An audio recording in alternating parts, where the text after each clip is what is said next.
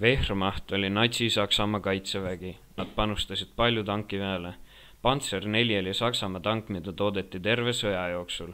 Saksamaal oli ka palju sõdureid. Arvatakse, et seal oli terve nende eksisteerimise ajal kokku umbes 18,2 miljonit Wehrmachti sõjaväelast.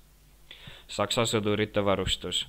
Sakslased kasutasid ligikaudu 6 automaatrelva, nende seas MP40 semi-machine gun, MG40 machine gun, Luger handgun, Gewehr 41 raifel ja STG-44 raifel.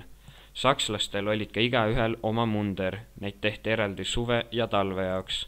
Neil olid igaühel oma kiiver ja saapad, osadel olid ka seljakotid. Saksamaal oli ka väga tugev tankiarmee. Panther. See tank oli 5 mehele. See ehitati, et oleks midagi vastupanuks Nõukogude Venemaa T-34 tankile. Sellel oli ka tugev 75 mm relv. Tangil olid ka mõned nõrkused. Sellel oli palju mehaanilisi vigu. Tiger 2.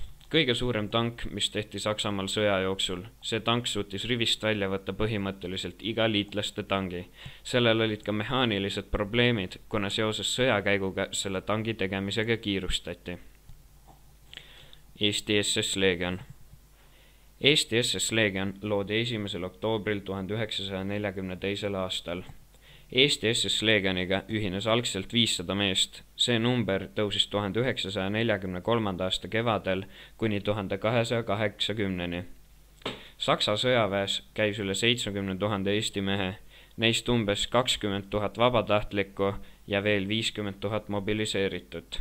Kokku langes eestlaste hulgas sõjaohvriks üle 20 000 mehe.